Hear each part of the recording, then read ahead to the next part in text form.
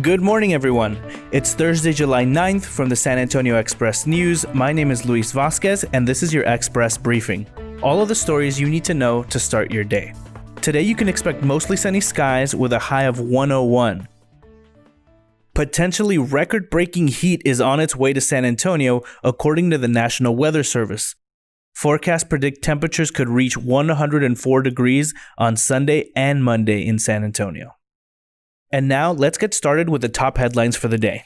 Be sure to check the episode's description for links to all of these headlines.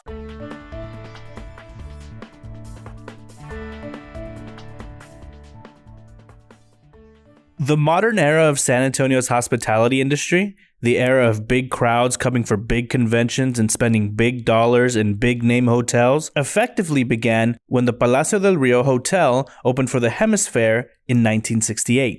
The industry has exploded since then, nourished by hundreds of millions of dollars in investment from the city and county, including spiffy expansions of the convention center and Riverwalk. It's now a pillar of the local economy, employing nearly 1 in 7 workers, according to a study commissioned by the San Antonio Area Tourism Council. The question facing the industry is how COVID-19 will be seen 50 years on. Will it be a turning point? The crisis that put a damper on decades-long boom? Or will it just be a blip with everything returning to normal after a few years? Richard Webner takes a deep dive at those questions in his latest article. Even as military medical teams have arrived in the Alamo City to help at other facilities, the hospital at Joint Base San Antonio Fort Sam Houston isn't taking civilians sickened by the virus unless they're military dependents or retirees. A surge in COVID-19 patients has left only 11% of all staffed hospital beds available in the city as of Tuesday. Once those hospitals are full, 2 alternate sites are to open, but Brooke Army Medical Center isn't one of them. Command staff at BAMC, quote, would be anxious to help if they could, said Eric Epley, the executive director of the Southwest Texas Regional Advisory Council. Sig Christensen is here to explain what's keeping BAMC on the sidelines. Alan Punt started working part-time as a teenager at a San Antonio vending company, Tom Snacks. He loaded chips, candy, and other treats onto trucks for delivery to offices and convenience stores. After graduating high school in 1966, Punt joined the company full-time in its warehouse and went on to hold just about every job in the place. He drove a route delivering snacks for 2 years, moved up to warehouse manager, and after about 20 years became office manager before buying the business outright in 2001. Punt, now 71, recently discussed his career and how the coronavirus pandemic has affected operations. You can find an edited transcript of Patrick Danner's interview as part of our new Essay Inc. section.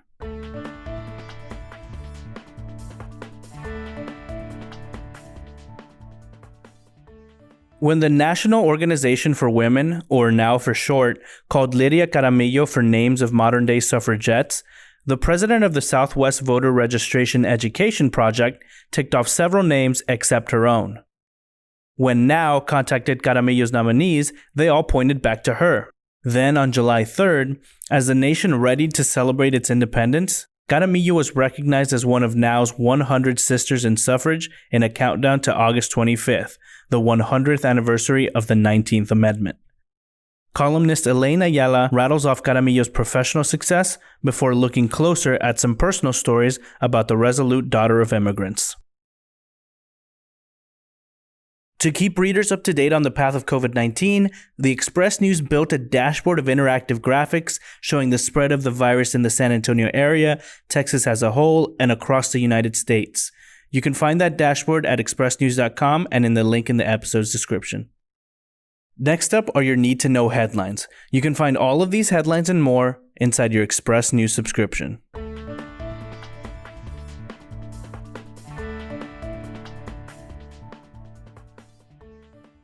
41 H-E-B employees in San Antonio have tested positive for COVID-19 during the first week of July, according to the grocery chain's website. Multiple stores had 2 infected employees announced during the same time frame. Coffee Tech Industries, a company that manufactures instant coffee, has agreed to build a $56 million facility in Seguin that local officials say will create at least 91 new high-wage jobs. A Laredo truck driver who was involved in a scheme to steal nearly $2 million worth of oil from companies drilling in the Eagle Ford Shale was sentenced to 33 months in federal prison on Wednesday. The University Interscholastic League on Wednesday made changes to its in-person summer workout guidelines, including mask wearing for every participant over the age of 10 years old, as COVID cases continue to rise in the state.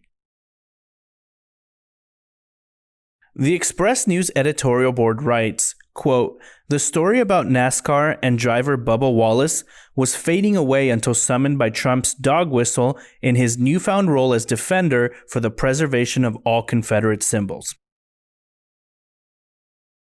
Hope Andrade, chair of the Via Metropolitan Transit Board, writes, quote, "We came to the table in good faith, asking for options and laying out our plans to support recovery and future growth in San Antonio. We were told that that is now not the time. We respectfully disagree." Spurs guard Patty Mills announced on Wednesday that he plans to donate every cent of his salary earned in the 8 games scheduled on the Walt Disney campus to social justice causes in his native Australia. Popular right-wing personality Ashley St. Clair said a man who identified himself as teaching assistant at UTSA threatened to murder and rape her in a private message on Twitter from an account that has since been deleted. UTSA said it's investigating. Organizers announced on Wednesday that the Mala Luna Music Festival, held each October in the parking lot of Nelson Wolff Stadium, will not take place this year. Houston Mayor Sylvester Turner announced on Wednesday that the city canceled the Texas Republican Party's in-person state convention scheduled for next week, though GOP officials vowed they would pursue a legal fight against the move. For the first time, independent experts are set to analyze racial profiling data from 2,000 Texas police agencies. The change is the latest fallout from a Hearst newspaper's analysis demonstrating that the racial profiling data collected by the state could not be used to identify disparities in a department's traffic stops, the whole purpose of the program. Wednesday's announcement marks another step in repairing the state's inadequate efforts to identify and improve problem law enforcement agencies. In addition to collecting stop and search information by drivers' race, state law requires individual police departments to analyze their information to look for patterns suggesting officers were stopping or searching motorists based on race.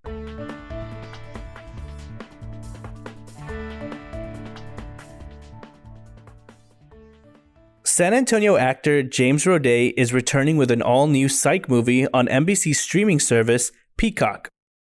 Psych 2: Lassie Come Home is an uproariously silly, feel-good mystery. It's the second film spun off of the long-running USA Network buddy crime romp, Psych. San Antonio native James Roday, the series' star, helped write and produce Psych 2. During a phone chat, the Taft High School graduate prescribed it as a tonic for flagging spirits. With safety precautions in place, the Korn Ferry Tour's TPC San Antonio Challenge at the Canyon marks the return of pro sports to San Antonio in the form of a golfing tournament. The event runs today through Sunday. Mucho Mucho Amor is a love letter to famed astrologer Walter Mercado and his fans, an often joyous, life-affirming look at his enduring appeal. Opera San Antonio has mapped out a 2020-2021 season that will take place largely online. Do these homemade binoculars made from a pair of toilet paper tubes really work? If parents want to activate their young children's imagination, then the answer is yes. The Briscoe Western Art Museum in San Antonio is encouraging kids to explore outdoors with homemade binoculars. And that's all for today. This was your Express Briefing. Once again, my name is Luis Vasquez. Please consider becoming an Express News subscriber to get in-depth coverage on all the stories you heard today. Also, be sure to rate and review this podcast inside your Apple Podcast app, as it really helps the show. Have a wonderful day, everyone.